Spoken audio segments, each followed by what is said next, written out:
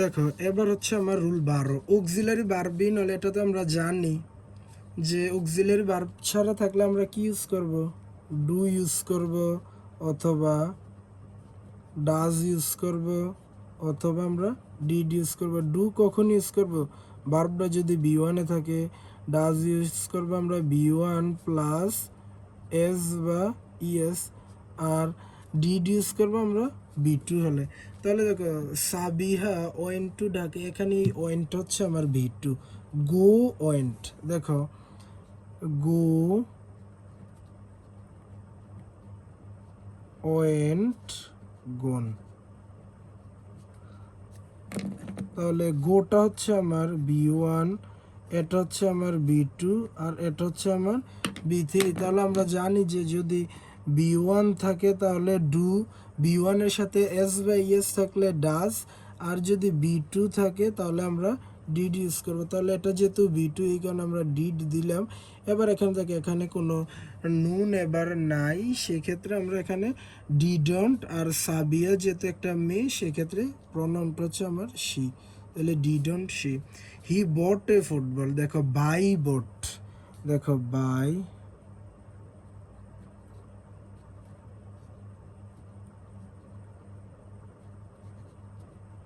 By boat boat, দেখো এটা হচ্ছে আমার বি1, এটা বি2, আর এটা হচ্ছে বি3। বি2 বি3 এক হলে আমরা এটাকে বি2 এ ধরবো নর্মালি।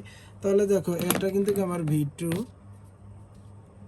এটা আমার বি2, তাহলে সেক্ষেত্রে আমি এখানে ডিড ইউজ করেছি আর এদিকে কোনো নোট নাই, সেক্ষেত্রে ডিডন্ট, আর হি এর প্রনাউনটা হচ্ছে আমার কি হি।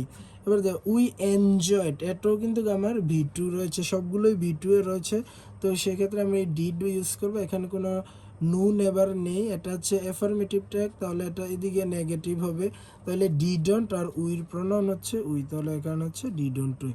এবার দেখো রুল 13টা, দেখো রুল 13 হচ্ছে যে নাইদার, ওই যে এতক্ষণ আমরা দেখলাম যে নু ছাড়াও আরও কোন কোন শব্দগুলো থাকলে এটাকে আমরা কোশ্চেন ট্যাগে আমরা না ধরবো, যেমন neither, nor, none, no one, nobody, nothing, scarcely, barely, hardly, hardly, ever, seldom ইত্যাদিকে নেগেটিভ হিসেবে গণ্য করা হয় এবং এর সাথে পজিটিভ ট্যাগ ব্যবহার করা হয়।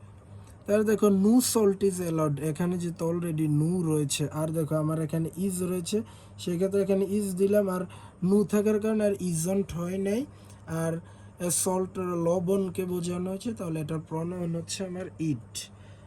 এটা এক গেল। এবার দেখো দুই, দেখো Sourav hardly goes to school, তাহলে দেখো গোজ বি1 প্লাস, এটা হচ্ছে আমার কি বি1, এটা হচ্ছে আমার বি1 প্লাস এস বা ইএস এর নিয়মে, তাহলে আমরা এখানে ডাজ বসাবো। তাহলে দেখো এখানে ডাজ বসিয়েছি, কিন্তু যেহেতু এখানে হার্ডলি রয়েছে, দেখো এই হার্ডলিটা এখানে রয়েছে, এই হার্ডলিটা কিন্তু আমার নেগেটিভের কাজ করে, সেক্ষেত্রে এখানে আর নট হবে না, তাহলে ডাজ, তাহলে দেখো ডাজ হি হবে। সৌরভ হচ্ছে ছেলে, এটার প্রনাউন হচ্ছে কি হি, তাহলে অ্যান্সারটা হচ্ছে ডাজ হি। এবার দেখো রুল 14, দেখো যদি anyone, anybody, no one, nobody, neither হয়তো হবে, কোশ্চেনটাকে সাবজেক্ট হিসাবে আমরা দে ইউজ করবো। এটার মেইনটা হচ্ছে কি এই শব্দগুলো, এই চারটা শব্দ যদি থাকে তাহলে আমরা দে ইউজ করবো।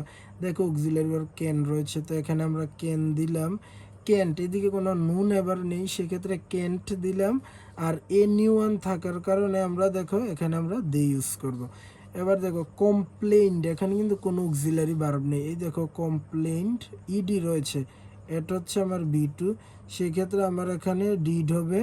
আর যেহেতু নাইদার রয়েছে সেক্ষেত্রে এটার প্রনাউন হিসেবে আমরা দে ইউজ করবো, তাহলে ডিড দে, অ্যান্সারটা আমার কি ডিড দে। এবার দেখো উইল, অক্সিলারি ভার্ব কিন্তু উইল রয়েছে, তো সেক্ষেত্রে উইল দিলাম। নো বডি, এখানে নো এ কিন্তু দেখো নো বডি, এটা কিন্তু আমার অলরেডি নেগেটিভের কাজ করে ফেলেছে, সেক্ষেত্রে এখানে আর ওন্ট হবে না, আর নো বডি হলে যদি আমরা নো বডি তাহলে আমরা দে ইউজ করবো, তাহলে উইল দে। এটা হচ্ছে আমার 12, 13, 14 নিয়ম।